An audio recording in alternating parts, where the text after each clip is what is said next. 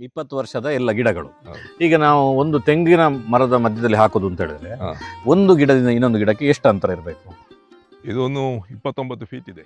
ಸ್ನೇಹಿತರೆ, ಸ್ವಲ್ಪ ಧೂಮಪಾನ ಮದ್ಯಪಾನ ಆರೋಗ್ಯಕ್ಕೆ ಹಾನಿಕರ ಅಂತ ಹೇಳಿ ಇಲ್ಲಿ ಯಾವುದೇ ಆಗ್ತಿಲ್ಲ. ಯಾಕೆ ಆಗ್ತಿಲ್ಲ ಅಂತ ಹೇಳಿದ್ರೆ ಇದು ನ್ಯಾಚುರಲ್ ಆಗಿರುವಂತ ಒಂದು ಜಾಯಿಕಾಯಿಯ ಒಂದು ರಸಾಯನ ಅಲ್ವಾ? ಹೌದು. ಈಗ ಅದನ್ನು ಮಾಡೋದು ಹೇಗೆ ಅಂತ ತುಂಬಾ ಜನರಿಗೆ ಕುತೂಹಲ ಆಗ್ಬೋದು, ಇದು ಹೇಗೆ ಅಂತ ಹೇಳಿ. ಹೇಗೆ ಮಾಡ್ತಾರೆ? ಅದು ಈ ಬ್ರಾಹ್ಮಣರ ಮನೆಯಲ್ಲಿ ಜಾಯಿಕಾಯಿ ಇದ್ರೆ ಹಾ. ಅವ್ರಿಗೆ 2 ಲಾಭ. ಹೌದು. ಇದು ಒಂದು ಕಂಡ್ರೆ ಸಾಕು, ಸೈಡಲ್ಲಿ ಜಾಯಿಕಾಯಿ ಹಾಕಿ ಹೌದು. ಮತ್ತೆ ಅದ್ರಲ್ಲಿ ಹಪ್ಪಳ, ಸಂಡಿಗೆ, ಅವರಿಗೆ ಅದು ತುಂಬಾ ಇಂಟ್ರೆಸ್ಟ್ ಅಲ್ಲ. ಹೌದು. ಹಪ್ಪಳ ಎಲ್ಲ ಹಪ್ಪಳ, ಮಾಡ್ಲಿಕ್ಕೆ ಸಂಡಿಗೆ, ಆಗ್ತದೆ. ಮಾಂದ್ರ, ಮಾವಿನಕಾಯಿ. ಹೌದು. ಮತ್ತೆ ಇದು ಹಳಸಿನಕಾಯಿ ಎಲ್ಲ ಒಣಗಿಟ್ಟು ಆಗ್ತದೆ. ಕೆಂಪಿದ್ದು 300 ಗ್ರಾಮ್, ಆ, 300 ಅಲ್ಲ 3 4 ಗ್ರಾಮ್ಸ್ ಬರ್ತದೆ. 4 ಗ್ರಾಮ್ಸ್ ಡ್ರೈ ಆಗಿ ಮೇಲೆ ಎಷ್ಟಿರ್ತದೆ ಅದಕ್ಕೆ ರೇಟು? ಇದಕ್ಕೆ 3000 ವರೆಗೆ ಇರ್ತಾರೆ. ಹ್ಮ್. ಮತ್ತೆ ಇದು ಫ್ಲವರ್ ಇದು ಕಾಯಿಗೆ ಹಾ. 400 ರುಪೀಸ್ ಇದೆ. ಆರಾರೋಟು ಅಂತ ಹೇಳಿದ್ರೆ ಎಲ್ಲಿ ಉಂಟು ಅಂತ ಹೇಳಿ ಜನರು ಹೇಳ್ಬೋದು ಈಗ. ಆದರೆ ಇವರ ಮನೆಯಲ್ಲಿ ಎದ್ದ ಜಾಗದಲ್ಲಿ ಎಲ್ಲ ಕಡೆಯಲ್ಲಿ ಆರಾರೋಟು. ಇವರ ಮನೆಯವರು ಅದನ್ನು ಹುಡಿಯೆಲ್ಲ ಮಾಡಿ ಮಾಡ್ತಾರೆ. ಮನೆಗೆ ಬೇಕಾಗಿರುವ ತರಕಾರಿಗಳನ್ನು ಬೆಳೆಯುವಂಥದ್ದು.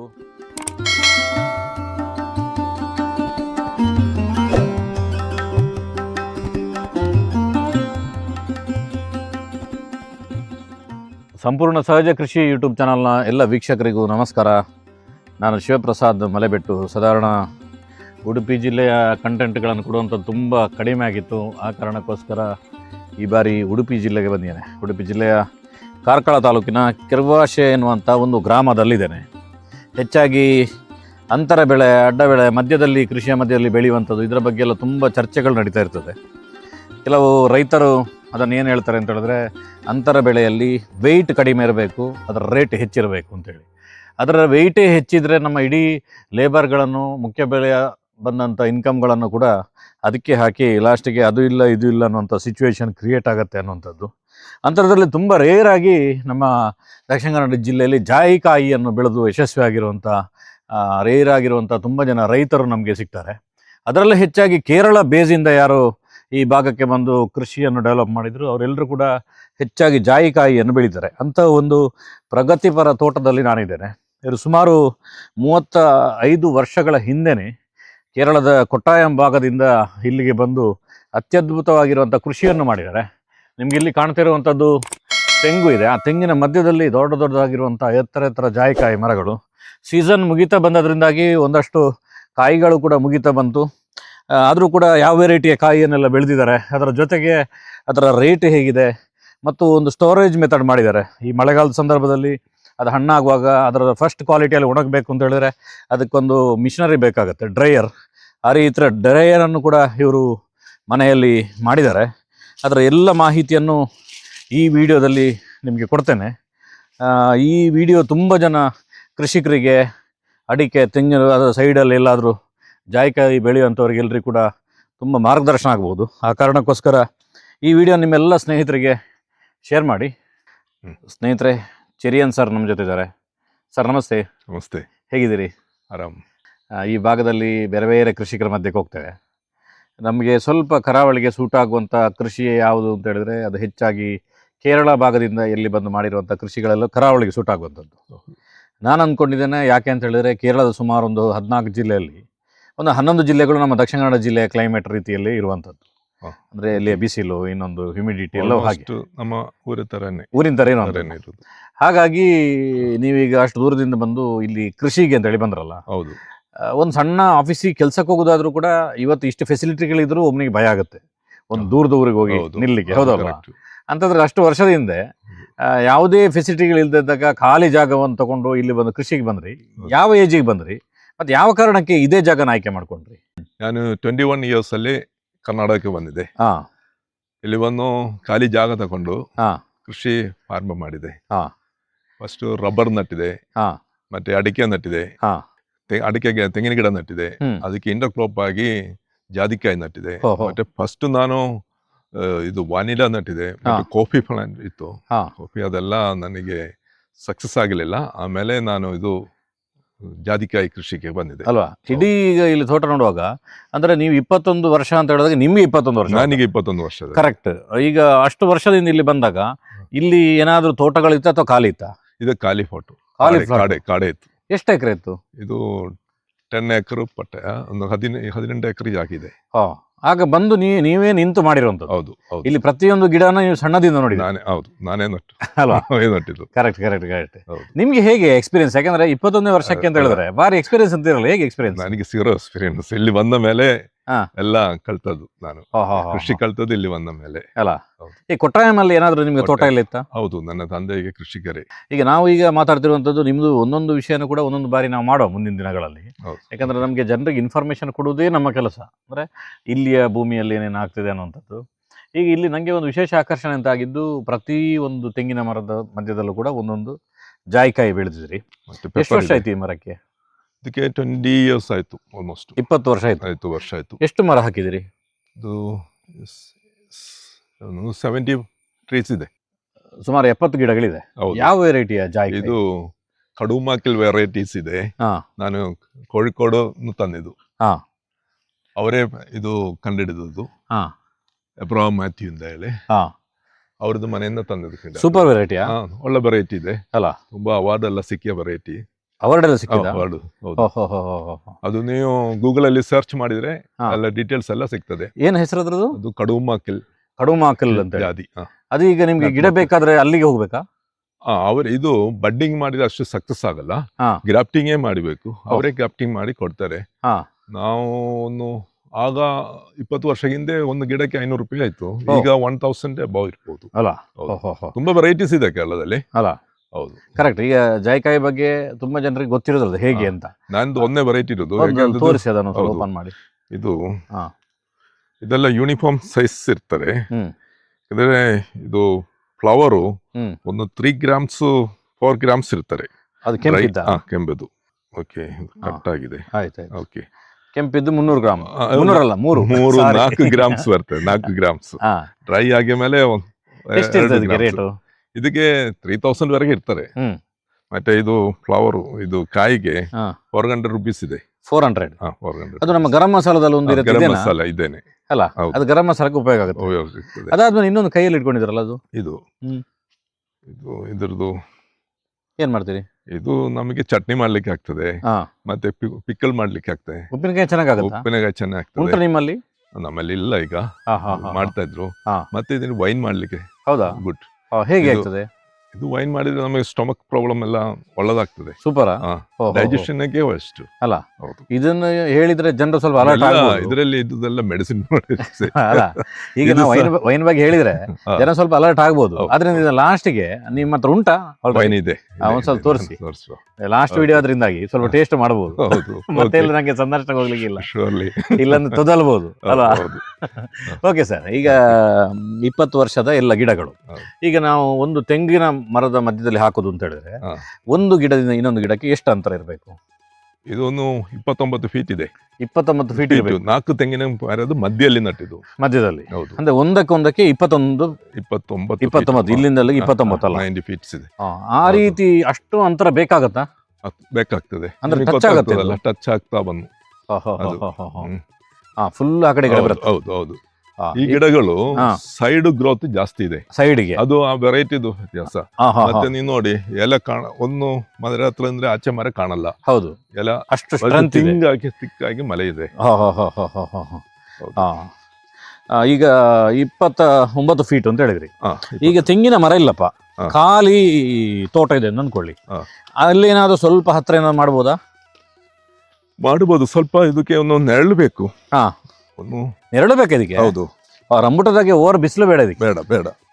ಅದರಿಂದಾಗಿ ಇದು ಮಿಡ್ಲ್ ಕ್ರಾಪ್ ಆಗಿ ಸೂಪರ್ ಆಗಿರುತ್ತೆ ಇಂಡರ್ ಕ್ರಾಪಿಗೆ ಬೆಸ್ಟ್ ಅಲ್ವಾ? ಹೌದು ಹೌದು. ಇದ್ರಲ್ಲೆಲ್ಲ ಒಂದ್ ರೌಂಡ್ ಸೀಸನ್ ಆಯ್ತಲ್ಲ? ಹೌದು. ಇದು ಕಾಯಿ ಆಗ್ತಾ ಉಂಟು. ಹಾ. ಗೊತ್ತಾಗ್ತದೆ ನಿಮಗೆ. ಸಣ್ಣ ಸಣ್ಣ ಸಣ್ಣ ಕಾಯಿ ಆಗ್ತಾ ಇದೆ. ಕರೆಕ್ಟ್. ಹೌದು. ವರ್ಷದಲ್ಲಿ ಎಷ್ಟು ಬಾರಿ ಇದರಲ್ಲಿ ಅಲ್ಲ, ಈ ವರ್ಷ ಏನೋ ಕ್ಲೈಮೇಟ್ ಇದೆ ಏನೋ ಪ್ರಾಬ್ಲಮ್. ಇಲ್ಲಾದ್ರೆ ಆಗ್ತಾ ಇರ್ಲಿಲ್ಲ. ಈ ವರ್ಷ ಎಲ್ಲ ಕಡೆಯಲ್ಲಿ ಆಗ್ತಾ ಇದೆ. ಹೌದಾ? ಸಣ್ಣ ಕಾಯಿ. ಎಷ್ಟು ಈಗ ನೋಡಿ ಫ್ಲವರ್ ಆಗ್ತಾ ಇದೆ ಈಗಲ್ಲ? ನೋಡಿ, ಅಂದ್ರೆ ವರ್ಷದಲ್ಲಿ ಒಂದು ಬಾರಿಯಾ? ಒಂದು ಬಾರಿ ಆಗ್ತದೆ. ಈ ಸರ್ತಿ ನಾನು ನೋಡುವಾಗ 2 ಬಾರಿ ಆಗಿದೆ ಹಾಗೆ ಕಾಣ್ತದೆ. ಎವರೇಜ್ ಆಗಿ ಒಂದು ವರ್ಷದಲ್ಲಿ ಹಾ. ಒಂದು ಗಿಡದಲ್ಲಿ ನಿಮ್ಗೆ ಎಷ್ಟು ಕೆಜಿ ಸಿಗ್ಬೋದು? 3 kg ವರೆ ಸಿಗ್ತದೆ ಅಂತ ಹೇಳ್ತಾರೆ. ಹಾ. ನನಗೆ 2 kg ವರೆ ಸಿಗ್ತಿದೆ. 2 ಕೆಜಿ ಅಂತ ಹೇಳಿದ್ರು ಕೂಡ ಒಂದು 5,000 ಆಯ್ತು ಅಲ್ಲ? ಹೌದು ಹೌದು. ಬೇರೆದಕ್ಕೆ ಆಲೋಚನೆ ಮಾಡಿದ್ರೆ ಸ್ವಲ್ಪ ಇದಕ್ಕೆ ಕೆಲಸ ಕಮ್ಮಿ ಅಲ್ಲ?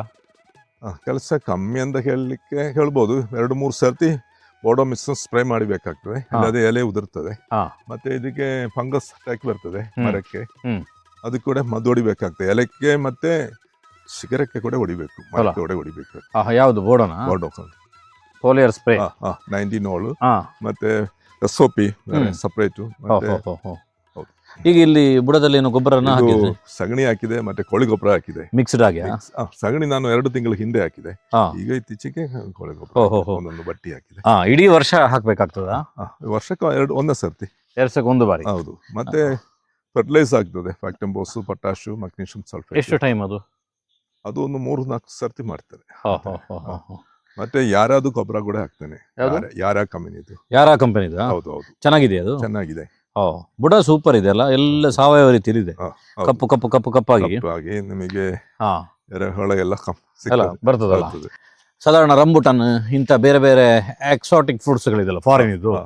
ಅದಕ್ಕೆಲ್ಲ ನಾವು ಕಟ್ಟಿಂಗ್ ಮಾಡೋದು ಅಂತ ಇದೆ. ಹಾ. ಅಂದ್ರೆ ಇದಾದ್ಮೇಲೆ ಒಂದು ರೌಂಡ್ ಪ್ರೂನಿಂಗ್ ಮಾಡಿ Okay. ಎಲ್ಲ ಅದರದೊಂದು 30% ಇಳಿಸೋದು ಅಂತ. ಹಾ. ಇದ್ರಲ್ಲಿ ಏನಾದ್ರೂ ಆ ರೀತಿ ಕಟ್ಟಿಂಗ್ ಇದು ಏನಿಲ್ಲ, ಕಟಿಂಗ್ ಮಾಡಬಾರ್ದು, ಮಾಡ್ಲೇಬಾರ್ದು. ಮಾಡಬಾರ್ದು. ಮಾಡಿದರೆ ಅದ್ರದ್ದು ಹಾ. ಎಲೆಯಲ್ಲಿ ಆಗುದು, ಹಾ. ಸಣ್ಣ ಸಣ್ಣ ಶಿಖರದಲ್ಲಿ ಆಗುದು, ಹೌದು. ಹಾಗಾದ್ರೆ ಹಾಕಬಾರ್ದು, ಕತ್ತಿತಾಗ್ಲೇಬಾರ್ದು. ಕತ್ತಿದಾಗಬಾರ್ದು. ಸರ್, ಇದೊಂದು ಗಿಡ ಇದೆ, ಹ್ಮ್. ಇದ್ರದ್ದು ಮತ್ತೆ ಈಚೆ ಒಂದು ಗಿಡ ಇದೆ, ಇದ್ರದ್ದು ವ್ಯತ್ಯಾಸ ಅಂತ ಕಾಣ್ತದ? ವ್ಯತ್ಯಾಸ? ಇದು ಸ್ವಲ್ಪ ದೊಡ್ಡ ಎಲೆ ಇದೆ, ಇಲ್ಲ. ಅದರ ಜೊತೆ ಇಲ್ಲಿ ಸಣ್ಣ ಎಲೆ ಇದೆ. ಇದು ಬೇರೆ ವೆರೈಟಿ ಸರ್, ಯಾವ್ದು ಇದು? ಅಲ್ಲ, ಇದರಲ್ಲಿ ಹಾ. ಇದು ಫೀಮೇಲು, ಹಾ. ಇದು ಮತ್ತೆ ಮೇಲು. ಅಂದ್ರೆ ಬರಾಗ ಗಂಡು ಹೆಣ್ಣು ಬೇರೆ ಬೇರೆ ಮರ ಬೇರೆ ಇದೆಯಾ? ಬೇರೆ ಇದೆ. ಅದು ಜಾದಿಕಾಯಿ ಗಿಡದಲ್ಲಿ ಹಾ. ಇದು ನೋಡು, ಇದು ಸಪೂರ ಇರ್ತಾರೆ ಇಲ್ಲಿ. ಹಾ. ಇದು ಇದು ಗೊತ್ತಾಯ್ತು. ಮೇಲು, ಹಾ. ಇದು ಫೀಮೇಲ್. ಅಂದ್ರೆ ಇದನ್ನ ನೀವು ನಮ್ಮ ಮಾಡಾಗಲೆಲ್ಲ ಪರಾಗಸ್ಪರ್ಶ ಮಾಡಿದಾಗೆ ಮಾಡ್ಬೇಕು ನೀವು ಪರಾಗ? ಇಲ್ಲ, ಇದು ಖಾಲಿಯಲ್ಲಿ ಮತ್ತೆ ಜೇನಲ್ಲಿ? ಜೇನಲ್ಲೇ ಆಗ್ತದೆ. ಹೌದಾ? ಹಾ. ಎಷ್ಟು ಗಂಡು ಮರಗಳು ಬೇಕು? ಹೌದು, ಒಂದು 20 ಮರಕ್ಕೆ ಒಂದು ಮರ ಆದ್ರೆ ಬೇಕು, ಖಂಡಿತ ಬೇಕು. ಹೌದಾ? ಹೌದು ನಾನು ತುಂಬಾ ಜನರ ಸಂದರ್ಶನ ಮಾಡಿದೆ, ಆದ್ರೆ ಅವ್ರಿಗೆ ಹೇಳಲಿಕ್ಕೆ ಮರ್ತೋಗಿತ್ತೇನ? ಹೌದು. ಅಲ್ಲ, ನಂಗೆ ಹೇಳಲಿಕ್ಕೆ ಅಲ್ಲ, ಇರ್ಬೋದು. ಯಾಕಂದ್ರೆ ಅವ್ರು ನಂಗೆ ಹೇಳಿರ್ಲಿಲ್ಲ ಇಂಥದ್ದೊಂದು ವಿಷಯ ಇದೆ. ಹೌದು, ಒಳ್ಳೆ ಈಲ್ಡಿಂಗ್ ಬರಬೇಕಾದ್ರೆ ಹಾ. ಒಂದು 20 ಮರಕ್ಕೆ ಆದ್ರೆ ಒಂದು ಬೇಕೇ ಬೇಕು. ಬೇಕೇ ಬೇಕಾಗ್ತದೆ. ಅಂದ್ರೆ ಇದರಲ್ಲಿ ಯಾವುದೇ ಕಾಯ ಆಗುದಿಲ್ಲ, ಇದರಲ್ಲಿ ಕಾಯಿ ಆಗುದಿಲ್ಲ, ಕೇವಲ ಹೂ ಮಾತ್ರ. ಹೂ ಮಾತ್ರ. ನಾವು ಅದಕ್ಕೆ ಕೂಡ ಇದೇ ತರ ಗೊಬ್ಬರ ಎಲ್ಲ ಆಗ್ತದೆ, ಅದೇ ಬೇರೆ ಮೇಲ್ ಅಂತ ಹೇಳಿ ಅದಕ್ಕೆ ನಾವು ಹಾ. ಏನೋ ಕಮ್ಮಿ ಮಾಡಲ್ಲ. ಅಲ್ಲ, ಹೌದು, ಯಾಕಂದ್ರೆ ಅವ್ರಿಗೆ ಕೂಡ ಬೆಳವಣಿಗೆ ಆಗಬೇಕು, ಚೆನ್ನಾಗಿ ಬೆಳವಣಿಗೆ ಆದ್ರೆ ಮಾತ್ರ ಹೂ ಆಗೋದು. ಅದಕ್ಕೆ ಹೂ ಆಗಬೇಕು ಅಲ್ಲ, ನೋಡುವಾಗ ಗೊತ್ತಾಗ್ತದೆ ನಿಮಗೆ. ಕರೆಕ್ಟ್. ಒಟ್ಟಾರೆಯಾಗಿ ತುಳು ಇದು- ಕನ್ನಡ ಎಲ್ಲ ಮಿಕ್ಸ್ ಮಾಡಿ ನೀವು ಮಾತಾಡ್ತಿರಲ್ಲ. ನೀವು ಹೌದು. ಬಂದು ಎಷ್ಟು ಟೈಮ್ ಆಯ್ತು ಇಲ್ಲಿ ನಾನು ಕಲೀಲಿಕ್ಕೆ? ಬಂದು 36 ವರ್ಷ ಆಯ್ತು. ಅಲ್ಲೇ ಕಲ್ತದ್ ಹೇಗೆ ಅಂತ? ಕಲ್ತದ್ದು ಇಲ್ಲಿ ಬಂದ ಕಲ್ತದ್ದು. ಈ ಕಾರ್ಕಳ ಪೇಟೆ ಕೆರುವಾಶಿಗೆ ಹೋದ್ರೆ ಏನ್ ಮಾತಾಡ್ತಿದ್ರಿ ಫಸ್ಟಿಗೆ ಹೋಗಿ? ಈಗ ನಾನು ಮಾತಾಡ್ತಾರೆ, ಅಲ್ಲ ಆಗ ಆಗ ಹೇಗೆ ಮಾತಾಡಿದ್ರು ನನಗೆ ಗೊತ್ತಿಲ್ಲ. ಕೈವಾಸ ಇಲ್ಲ, ಅದು ಕೊಡಿ ಇದು ಕೊಡಿ ಅಂತೇಳಿ. ಇಲ್ಲ, ಏನಾಗುತ್ತೆ ಹಾ. ಹಾಗೆ ಕಲ್ಸಿದ್ರಲ್ಲ? ಕಲಿಸಿದೆ. ಈಗ ಮಕ್ಕಳೆಲ್ಲ ನಿಮ್ದು ಕಲ್ತ್ರ? ಮಕ್ಕಳು, ಮಗ ಎಂಜಿನಿಯರು, ಎಲ್ಲಿ? ಅವನು ಸಿಡ್ನಿಯಲ್ಲಿ ಖರ್ಚು ಮಾಡ್ತಾ ಇದ್ದಾನೆ. ಹಾ. ಮಗಳು ಡಾಕ್ಟ್ರು, ಹಾ. ಅವಳು ಹೈದರಾಬಾದ್ ಅಲ್ಲಿ ಇದೆ. ಹೈದರಾಬಾದ್ ಅಲ್ಲಿ ಹೌದು. ಬರ್ತಾ ಇರ್ತಾರ ಮನೆಗೆ? ಬರ್ತಾರೆ. ಅವ್ರಿಗೆ ಕ್ಲೀನ್ ಕನ್ನಡ ಬರುತ್ತಾ? ಅವ್ರು ಇಲ್ಲೇ ಓದಿ ಅವರು. ಹಾ. ಅವ್ರು ಶಾಲೆಗೆ ಹೋದ್ಮೇಲೆ ನಿಮ್ಗೆ ಕಲ್ಸಿದ್ರ ಕನ್ನಡ? ಇಲ್ಲ, ಹಾಗೇನಿಲ್ಲ. ಹಾ. ಯಾಕಂದ್ರೆ ಅವ್ರಿಗೆ ಶಾಲೆಯಲ್ಲಿ ಇಲ್ಲಿ ಒಳ್ಳೆ ಅಭ್ಯಾಸ ಆಗ್ತದಲ್ಲ ಹೌದು, ಕಾರ್ಕಳದಲ್ಲಿ, ಹಾ. ಹಾಗೇನೆ ಕಲ್ಸಿ ಅಂದ್ಕೊಡಿ. ಆದ್ರೆ ನಿಮ್ದು ಹಾ. ಸೂಪರ್ ಇದೆ ಕನ್ನಡ, ಒಂದು ತುಳು ಕನ್ನಡ Mix ಮಲಯಾಳಂ ಮಾಡ್ತಾರೆ. ಎಲ್ಲ ಮಿಕ್ಸ್ ಆಗಿ. ಎಲ್ಲರೂ ಬೇಕಲ್ಲ ಅವನಿಗೆ, ಕರೆಕ್ಟ್ ಸರ್. ಯಾರು ಬಿಟ್ಟು ಬಿಡಲಿಲ್ಲ. ಹೌದು. ನೀವು ಬೇರೆ ಸಾಮಾಜಿಕವಾಗಿ ಯಾವ್ದಾದ್ರಲ್ಲಿ ಕೆಲಸ ಮಾಡ್ತಿದ್ರಿ? ನಾನು ಕಾರ್ಕಳ ರೋಟರಿ ಮೆಂಬರ್, ಹಾ. ರೋಟರಿ ಕ್ಲಬ್ ಮೆಂಬರು, ಹ್ಮ್. ಮತ್ತೆ ಕರ್ವಾಸೆ ಬ್ಲಾಕ್ ಕಾಂಗ್ರೆಸ್ ಅಧ್ಯಕ್ಷರಾಗಿದ್ರು ಹೀಗೆಲ್ಲ. ಹ್ಮ್. ಮತ್ತೆ ಕೇರಳ ಸಮಾಜಂ ಉಡುಪಿ ಹ್ಮ್. ಅದು ಎಕ್ಸಿಕ್ಯೂಟಿವ್ ಕಮಿಟಿ ಮೆಂಬರು, ಮತ್ತೆ ವರ್ಲ್ಡ್ ಮಲಯಾಳಿ ಕೌನ್ಸಿಲ್ ಟ್ರೆಷರರು. ಹೌದಾ? ಹೌದು. ಆ, ಮತ್ತೆ ನೀವು ಇಷ್ಟು ದೊಡ್ಡ ಕೃಷಿಯನ್ನು ಇಟ್ಕೊಂಡು ಮತ್ತೆ- ಅದಕ್ಕೆಲ್ಲ ಹೇಗೆ ಸಮಯ ಕೊಡ್ತೀರಿ? ಎಲ್ಲದಕ್ಕೆ ಟೈಮ್ ಸಿಗ್ತದೆ ನಮ್ಮದು. ಮತ್ತೆ ಕರ್ವಾಸೆ ರಬ್ಬರ್ ಉತ್ಪಾದಕ ಸಂಘ ಇದೆ, ಹಾ. ಅದರ ಅಧ್ಯಕ್ಷರಾಗಿದ್ದೇನೆ 13 ವರ್ಷದಿಂದ. ಅದರ ಅಧ್ಯಕ್ಷ ಹೌದಲ್ಲ? ಇದ್ದೇನೆ. ಹಾ. ರಬ್ಬರ್ ಓ. Producer society. ಕರೆಕ್ಟ್. ನೀವೀಗ ಕಾಂಗ್ರೆಸ್ನ ಇಲ್ಲಿ ಅಧ್ಯಕ್ಷರಾಗಿದ್ದುಕೊಂಡು ಹಾ. ನೀವು ಇಲ್ಲಿ ಹೇಗೆ ಸಂಘಟನೆ ಮಾಡ್ಲಿಕ್ಕೆ ಆಯ್ತು? ಯಾಕಂದ್ರೆ ನೀವು ಅಲ್ಲಿಂದ ಬಂದವರಲ್ಲ ಇಲ್ಲಿ. ಕಾಂಗ್ರೆಸ್ ಇಡೀ ಹಿಂದಿಯಲ್ಲಿ ಎಲ್ಲ ಕಡೆ ಇಂಡಿಯನ್ ಇದೆ. ನ್ಯಾಷನಲ್ ಕಾಂಗ್ರೆಸ್ International ಹಾಗೆ ಹೇಳ್ತೀರಾ? ಕಾಂಗ್ರೆಸ್ ಅಲ್ಲ. Correct sir. ನೋಡಿ ಒಂದ್ಸಲ ಓಪನ್ ಮಾಡಿ ನೋಡಿ. ಹೌದು ಈಗ ನೋಡಿ, ಇಲ್ಲಿ ಈಗ ನೀವು ರೆಡಿ ಮಾಡಿದ್ರಿ. ಹಾ. ರೆಡಿ ಮಾಡಿದ ಮೇಲೆ ಇದನ್ನೀಗ ಒಣಗಿಸುವುದು ದೊಡ್ಡ ಕೆಲಸ. ಇದನ್ನ ಹೇಗೆ ನೀವು ಒಣಗಿಸ್ತೀರಿ? ಇದು ನಾವು ಡ್ರೈಯರ್ ಅಲ್ಲೇ ಒಣಗುದು. ಹೌದಾ? ಎಲೆಕ್ಟ್ರಿಕ್ ಡ್ರೈಯರ್ ಇದೆ. ಉಂಟ ಇದೆ ನಿಮ್ಮದು? ಹೌದು, ನಮ್ಮ ಮನೆಯಲ್ಲಿ ಇದ್ದಾನೆ. ಹಾಗಾದ್ರೆ ನಮ್ಮ ನೋಡೋಣ. ಕರ್ನಾಟಕದಲ್ಲಿ ನಮಗೆ ಫಸ್ಟ್ ಸ್ಪೈಸಸ್ ಬೋರ್ಡ್ ಸಬ್ಸಿಡಿಯಲ್ಲಿ ಹಾ. ಫಸ್ಟ್ ಡ್ರೈಯರ್ ನಮ್ದೇ. ಹೌದಾ? ಹೌದು. ಹಾಗಾದ್ರೆ ಒಂದು ತೋರಿಸಿ ಅಲ್ಲಲ್ಲಿ. ಓಕೆ, ಮನೆಗೆ ಹೋಗುವ. ಸ್ನೇಹಿತರೆ, ಚಿರಿಯನ್ ಸರ್ ಅವರ ಒಂದಷ್ಟು ಅನುಭವಗಳನ್ನು ಕೇಳಿದ್ರಿ. ಇನ್ನೂ ಕೂಡ ಹೇಗೆ ಸ್ಟೋರ್ ಮಾಡೋದು ಅನ್ನೋದನ್ನು ನಾನು ತೋರಿಸ್ತೇನೆ. ಅದರ ಮಧ್ಯದಲ್ಲಿ ಅವರ ಮನೆಗೆ ಹೋಗೋ ದಾರಿಯಲ್ಲಿ ನಂಗೆ ಕಂಡಿರುವಂಥದ್ದು ನೋಡಿ, ಪಪ್ಪಾಯಿ. ನನಗೆ ಕೇರಳದಿಂದ ಬಂದ ಕೇರಳ ಸಮುದಾಯದವರ ಬಗ್ಗೆ ನನಗೆ ಯಾಕೆ ತುಂಬ ಹೆಮ್ಮೆ ಅಂತ ಹೇಳಿದ್ರೆ, ಅವರು ಕೆಮಿಕಲ್ ಲೆಸ್ ಆಗಿ ಮ್ಯಾಕ್ಸಿಮಮ್ ಸಾವಯವ ರೀತಿಯಲ್ಲಿ ಮನೆಗೆ ಬೇಕಾಗಿರೋ ಕೆಲವು ತರಕಾರಿಗಳು ಇಂಥದ್ದೆಲ್ಲ ಮಾಡ್ತಾರೆ. ನೋಡಿ ಇಲ್ಲಿ ನಿಮಗೆ ಕಾಣ್ತಿರುವಂಥದ್ದು RR ಅಂತೇಳಿ. RR ಅಂತ ಹೇಳಿದ್ರೆ ಎಲ್ಲಿ ಉಂಟು ಅಂತೇಳಿ ಜನರು ಹೇಳ್ಬೋದು ಈಗ. ಆದರೆ ಇವರ ಮನೆಯಲ್ಲಿ ಎದ್ದ ಜಾಗದಲ್ಲಿ ಎಲ್ಲ ಕಡೆಯಲ್ಲಿ RR. ಇವರ ಮನೆಯವರು ಅದನ್ನು ಹುಡಿಯೆಲ್ಲ ಮಾಡ್ತಾರೆ.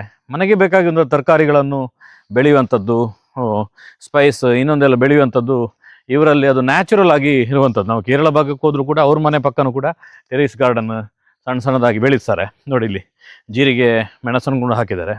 ಮತ್ತೊಂದು ವಿಶೇಷ ಏನು ಅಂತ ಹೇಳಿದ್ರೆ, ನಾವೆಲ್ಲರೂ ಕೂಡ ಹೆಲ್ತ್ ಒಳ್ಳೆಯದಾಗಬೇಕು ಹಾಗೆ ಹೀಗೆ ಅಂತೇಳಿ ಊಟಕ್ಕೆಲ್ಲ ಶುಂಠಿಯನ್ನು ಉಪಯೋಗ ಮಾಡ್ತೇವೆ.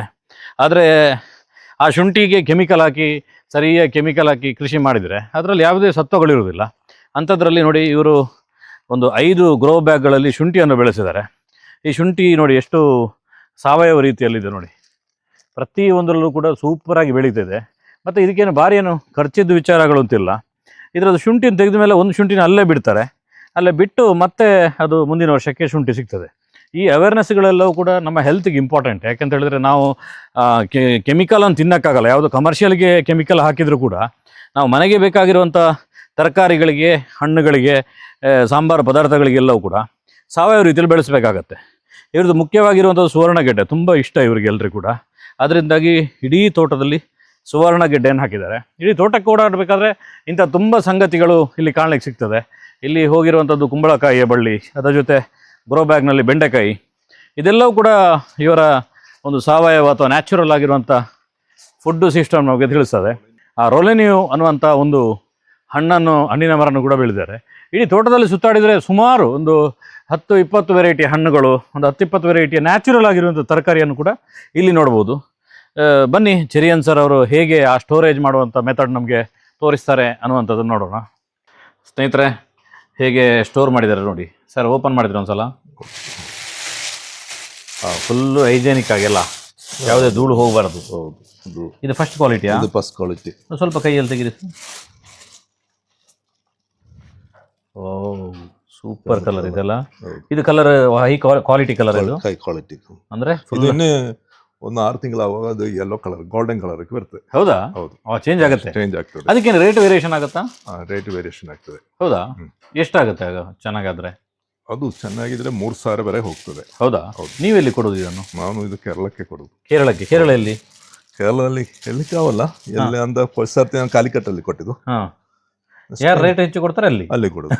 ಕರೆಕ್ಟ್ ಗಾಡಿಯಲ್ಲಿ ಹಾಕ್ಬಿಟ್ಟು. ಹೌದು, ಇಲ್ಲಿ ತೂಕ ಇಟ್ಟಿದ್ರೆ ಇದು ತೂಕ ನೋಡ್ಲಿಕ್ಕೆ. ಇದು ನೋಡಿ, ಸಿಹಾಯು 4 ಗ್ರಾಮ್ ಇದೆ. 4 ಗ್ರಾಮ್ ಹಸಿ. ಒಣಗಿದಾಗ ಎಷ್ಟು ಬರ್ತದೆ? ಒಣಗಿದ ಮೇಲೆ ನೋಡುವ 3 ಗ್ರಾಮ್ ಬಂದಿದೆ. 1 ಗ್ರಾಮ್ ಕಡಿಮೆ ಆಗುತ್ತೆ. ಹೌದು. ಅಲ್ಲ, ಕೆಲವು ವೆರೈಟೀಸ್ ಇರ್ತಾನೆ. ಇದು ನಾನು ಕೊನೆಯದಲ್ಲ, ಇದು ಸ್ವಲ್ಪ ಸಣ್ಣದಾಗಿದೆ. ಇನ್ನು ಅದಕ್ಕಿಂತ ದೊಡ್ಡದಾಗಿರ್ತದೆ. ಕಾಯು 11 ಗ್ರಾಮ್ಸ್ ಬಂದಿದೆ. 12 ಗ್ರಾಮ್ಸ್. ಹೌದು. ಒಣಗಿದಾಗ ಸ್ವಲ್ಪ ಕಮ್ಮಿ ಆಗುತ್ತೆ. ಮೇಲೆ ಕಮ್ಮಿ ಆಗ್ತದೆ. ನೋಡುವ, ಇದರಲ್ಲಿ ಸ್ವಲ್ಪ ಉಂಟಾ ಬೇಕು. ಇರ್ಲಿ ನೋಡುವ. ಹೌದು. ಇದು ಈಗ ಸರ್, ಇದನ್ನ ಬಗ್ಗೆ ನೀವು ಕ್ಲೀನ್ ಆಗಿ ಹೇಳ್ಬೇಕು. ಯಾಕಂದ್ರೆ ಯಾರಿಗಾದ್ರೂ ನಮ್ಮ ಕರ್ನಾಟಕದಲ್ಲಿ ಬೇಕಾದ್ರೆ ಅವರು ಯಾರನ್ನ ಕಾಂಟ್ಯಾಕ್ಟ್ ಮಾಡಬಹುದು, ಇದಕ್ಕೆ ರೇಟ್ ಏನು, ಇದರ ಕಥೆ ಏನು ಅಂತ ಹೇಳಿ. ಹೌದು, ಇದು ಸ್ಪೈಸಸ್ ಬೋರ್ಡ್ ಸಬ್ಸಿಡಿಯಲ್ಲಿ ನಾನು ತಗೊಂಡಿದ್ದು. 2025-26. ಇದು ನೀವು ಜಾದಿಕಾಯಿ ಮರಕ್ಕೆ ಇದ್ದವರಿಗೆ, ಬೆಳೆಸುವವರಿಗೆ ಸ್ಪೈಸಸ್ ಬೋರ್ಡ್ ಸಬ್ಸಿಡಿಯಲ್ಲಿ ಕೊಡ್ತಾರೆ. ಜಾಯಿಕಾಯಿ ಮರಕ್ಕೆ ಮಾತ್ರ. ಇದು ಫಸ್ಟ್ ಟೈಮ್ ನಮಗೆ ಕರ್ನಾಟಕದಲ್ಲಿ ನಮಗೆ ಕೊಟ್ಟಿದ್ದು. ಕರ್ನಾಟಕದಲ್ಲಿ? ಹೌದು. ಇದಕ್ಕೆ ಎಷ್ಟು ರೂಪಾಯಿ ಇದೆ ಮಾರ್ಕೆಟ್ ಅಲ್ಲಿ? ಇದು 80,000 ಹತ್ರ ಬರ್ತದೆ. ನಿಮಗೆ ಸಬ್ಸಿಡಿ ಆದ್ರೆ ಎಷ್ಟು? 35,000 38,000 ಸಬ್ಸಿಡಿ ಬಂದಿದೆ. ಅಲ್ಲ, ನೋಡಿ ಒಂದ್ಸಲ ಓಪನ್ ಮಾಡಿ. ಓಕೆ, ಸ್ವಿಚ್ ಆಫ್ ಮಾಡಲೇಬೇಕಾ? ಆಫ್ ಮಾಡಬೇಕಾಗ್ತದೆ. ಓಹೋ. ಮತ್ತೆ ಇದು ಡ್ರೈವರ್ ಸ್ಟೀಲ್ದು. ಸ್ವಲ್ಪ ಮುಂದೆ ಮಾಡಿ. ಹೌದು, ಡ್ರೈ ಆಗ್ತಾ ಇದೆ. ಇದು ಡೈಲಿ ಪ್ರೊಸೆಸ್? ಡೈಲಿ ತರ್ತೀರಾ ಹುಡ್ಕೊಂಡು ಬಂದು? ಹೌದು, ಡೈಲಿ. ಎಷ್ಟು ಗಂಟೆ ಡ್ರೈ ಆಗಬೇಕು? ಒಂದು 6 hours ಅಲ್ಲಿ ಡ್ರೈ ಆಗ್ತದೆ. ಓಕೆ, ಫುಲ್ ಒಣಗ್ತದಲ್ಲ? ನೋಡಿ, ಇದು ಡ್ರೈ ಆಯ್ತು. ವಾವ್, ಸೂಪರ್ ಇದೆ ಸರ್. ಒಂದ್ಸಲ ಓಪನ್ ಮಾಡಿ. ಕೆಳಗಡೆ ಒಳ್ಳೆದುಂಟು, ತಿನ್ನಲಿಕ್ಕೆ ಒಳ್ಳೆದಾಗ್ತದೆ. ಸ್ವಲ್ಪ ತಿಂದು ನೋಡಿ. ಅಲ್ಲ? ಹೌದು, ಸ್ಟಮಕ್ಗೆಲ್ಲ ಒಳ್ಳೆದು, ಡೈಜೆಷನ್ ಒಳ್ಳೆದು. ಅಲ್ಲ, ಸ್ವಲ್ಪ ಓಪನ್ ಮಾಡಿ ಸರ್. ನೋಡಿ ಸ್ನೇಹಿತರೆ, ಎಷ್ಟು ಚೆನ್ನಾಗಿದೆ ನೋಡಿ. ಹೌದು, ಜಾಯಿಕಾಯಿ ಅಲ್ಲ? ಜಾಯಿಕಾಯಿ ಕರೆಕ್ಟ್. ಜಾಯಿಕಾಯಿ ಅಲ್ಲ, ಜಾಯಿಕಾಯಿ. ನೀವೆಂತ ಬೇರೆ ಹೇಳ್ತೀರಾ? ಜಾದಿಕಾಯಿ. ಜಾದಿಕಾಯಿಯಿಂದ ಮಲಯಾಳದಲ್ಲಿ ಜಾದಿಕಾಯಿ. ಹೌದಾ? ಸ್ವಲ್ಪ ಡಿಫರೆಂಟ್. ಕನ್ನಡ ಆಗುವಾಗ ಜಾಯಿಕಾಯಿ ಆಗ್ತದೆ ಅಷ್ಟೇ. ಇದರಲ್ಲಿ ಬೇರೆ ಏನಾದ್ರು ಒಣಗಿಸ್ತೀರಾ? ಇದರಲ್ಲಿ ಎಲ್ಲ ಒಣಗಿಸ್ತೇವೆ, ಡ್ರೈ ಐಟಮ್ಸ್. ಫಿಶ್ ಒಣಗಿಸ್ಬೋದು. ಹಂದಿ ತಿಂತೀರಿ ನೀವು? ಹಂದಿ ಹಂದಿ ತಿಂತೀರಾ? ಹಂದಿ ತಿಂತಾನೆ. ಅಲ್ಲ, ಅದನ್ನೆಲ್ಲ ಒಣಗಿಸ್ತಾರಲ್ಲ ಈ ಟೈಮಲ್ಲಿ. ಹಂದಿ ಒಣಗಿಲ್ಕೆ ಅದು ನಾನು ಮೊನ್ನೆ ನಾಗಾಲ್ಯಾಂಡ್ ಕಡೆಗೆ ಹೋಗಿದ್ದೆ, ಹಾ. ಅಲ್ಲಿ ಇಂಥದ್ದೆಲ್ಲ ಇತ್ತು. ಅಂದ್ರೆ ಅದರಲ್ಲಿ ಒಣಗಿಸಿ ಇಟ್ಟಿರ್ತಾರೆ, ಅಲ್ಲಿ ಬೇಕಾದಾಗೆ ಫ್ರೈ ಮಾಡ್ತಾರೆ. ಅಲ್ಲಿ ಹೆಚ್ಚು ಇದು ತಿನ್ನೋದು ಅಂದ್ರೆ 100% ಅಲ್ಲಿ ಹಂದಿ ಜಾಸ್ತಿ ತಿಂತಾರೆ. ಕ್ರಿಶ್ಚಿಯನ್ ಸ್ಟೇಟ್ ಅದು. 100% ಅದು ನಾಗಾಲ್ಯಾಂಡ್ ಅಂತ. ನಾನು ಹೋಗಿದೆ ಅಲ್ಲಿ. ಅಲ್ಲಿ ಅದು ಸೂಪರ್ ಇದೆ ಸರ್. ಕೊಹಿಮಾ ಸಿಟಿಗೆ ಹೋಗಿದ್ದೆ ನಾನು, ಎಲ್ಲ ಸುತ್ತಾಡಿದೆ ನಾನು. ಹೋಗಿಮ್ಮ ಕೊಹಿಮಾ ಅಂತ ಹೇಳಿ ಕ್ಯಾಪಿಟಲ್ ಇದು ನೋಡಿ, ದೀಮಾಪುರದಿಂದ. ಅಲ್ಲೆಲ್ಲ ಇಂಥ ಬಾಕ್ಸ್ಗಳಲ್ಲಿ ಮೀನುಗಳು, ಟ್ರೈ ಮಾಡಿ. ಇದು ಸ್ಟೀಲ್ ನಿಮಗೆಲ್ಲ ಟ್ರೈ ಮಾಡಿ. ತರಕಾರಿ ಟ್ರೈ ಮಾಡ್ಬೋದು. ಈಗ ಜಾಸ್ತಿ ಇದ್ರೆ ನಮಗೆ ಒಣಗಿಡ್ಬೋದು. ಯಾವ್ದು ಬೇಕಾದ್ರೂ ಮಾಡ್ಬೋದು, ಯಾವ್ದು ಬೇಕು ಮಾಡ್ಬೋದು. ಈ ನಾನು ಅದಕ್ಕೆ ಇದು ತಗೊಂಡಿದ್ದು ಅಲ್ಲ, ಸ್ಟೀಲ್ ಇದೆ ಅಲ್ಲ. ಈಗ ಈ ಬ್ರಾಹ್ಮಣರ ಮನೆಯಲ್ಲಿ ಜಾಯಿಕಾಯಿ ಇದ್ರೆ ಅವ್ರಿಗೆ 2 ಲಾಭ. ಇದು ಒಂದು ಕಂಡ್ರೆ ಸಾಕು, ಸೈಡ್ ಅಲ್ಲಿ ಜಾಯಿಕಾಯಿ ಹಾಕಿ ಮತ್ತೆ ಅದ್ರಲ್ಲಿ ಹಪ್ಪಳ, ಸಂಡಿಗೆ. ಅವ್ರಿಗೆ ಅದು ತುಂಬಾ ಇಂಟ್ರೆಸ್ಟ್ ಅಲ್ಲ. ಹಪ್ಪಳ, ಸಂಡಿಗೆ, ಮಾಂದ್ರ, ಮಾವಿನಕಾಯಿ, ಮತ್ತೆ ಇದು ಹಳಸಿನಕಾಯಿ ಎಲ್ಲ ಒಣಗಿಟ್ಕೆ ಆಗ್ತದೆ ಅಲ್ಲ, ಟ್ರೈ ಮಾಡ್ಲಿಕ್ಕೆ ಗ್ಯಾರಂಟಿ. ನೋಡಿ ಸ್ನೇಹಿತರೆ, ಯಾರ್ಯಾರಿಗೆ ನಿಮಗೆ ಡ್ರೈ ಇದೆ ಇಂಟ್ರೆಸ್ಟ್ ಇದೆ, ನಾನು ಯಾಕೆ ಸ್ನೇಹಿತರೆ ಬ್ರಾಹ್ಮಣರು ಅಂತ ಹೇಳಿದಂದ್ರೆ, ಅವರು ನನಗೆ ತುಂಬಾ ಸಂಪರ್ಕ. ಅವರೆಲ್ಲರೂ ಕೂಡ ಆ ರೀತಿ ಮನೆಗೆ ಬೇಕಾಗಿರೋದನ್ನು ಹೆಚ್ಚಾಗಿ ನ್ಯಾಚುರಲ್ ಆಗಿ ಮನೆಯಲ್ಲಿ ಫುಡ್ಗಳನ್ನು ಮಾಡ್ತಾರೆ. ನಿಮ್ಗೆ ಯಾರಿಗೆ ಬೇಕಾದ್ರೂ ಕೂಡ ಈ ರೀತಿ ಇದನ್ನು ತಗೊಂಡಾಗ ಜಾಯಿಕಾಯಿ ಇದೊಂದು 25 ಮರ ಇದ್ರೆ ಸಾಕು, ಮತ್ತೆ ಉಳಿದದು ಯಾವ್ದು ಬೇಕಾದ್ರೂ ಒಣಗಿಸ್ತಿರ್ಬೋದಲ್ಲ. ಲಾಸ್ಟಿಗೆ ಅವ್ರು ಚೆಕ್ ಮಾಡ್ತಾರೆ ಬಂದು, ಮರ ಇದೆಯಾ ಇಲ್ವಾ ಅಂತ. ಮರ ಇದೆ ಅಂತ ಚೆಕ್ ಮಾಡ್ತಾರೆ. ಹೌದು, ಅಂದ್ರೆ ನಮ್ಮದವರು ಇದು ಹಾರ್ಟಿಕಲ್ಚರ್ ಸರ್ಟಿಫಿಕೇಟ್ ಬೇಕಾಗ್ತದೆ, ಅವರದ್ದು ಸ್ಪಷ್ಟ ಬೇಕು. ಮತ್ತೆ ಅವರೇ ಚೆಕ್ ಮಾಡ್ತಾರೆ ಅಲ್ಲ. ಹೌದು, ಸೂಪರ್ ಇದೆ. ನಮಗೆ ಇದು ಕೊಪ್ಪ, ಇಲ್ಲಿದು ಆಫೀಸು ಕೊಪ್ಪ, ಚಿಕ್ಕಮಂಗ್ಳೂರು. ಇಲ್ಲಿ ಕೊಪ್ಪನಾ? ಕೊಪ್ಪದ ಸ್ಪೈಸ್ ಬೋರ್ಡ್ ಕಾಂಟ್ಯಾಕ್ಟ್ ಮಾಡಿ. ಹೌದು, ಕಾಂಟ್ಯಾಕ್ಟ್ ಮಾಡಿ. ಇಲ್ಲಿ ಅವ್ರು ಯಾರು ಬೇಕಾದ್ರು. ಹೌದು, ಈಗ ನಮ್ಮ ದಕ್ಷಿಣ ಕನ್ನಡದವರಾದ್ರೆ ದಕ್ಷಿಣ ಇಲ್ಲ, ಮೂಡಿಗೆರೆ ಸ್ಪೈಸಸ್ ಬೋರ್ಡ್ ಆಫೀಸ್ ಇದೆ. ಕಾಫಿ ಬೋರ್ಡ್ ಅಲ್ಲ, ಸ್ಪೈಸಸ್ ಬೋರ್ಡ್.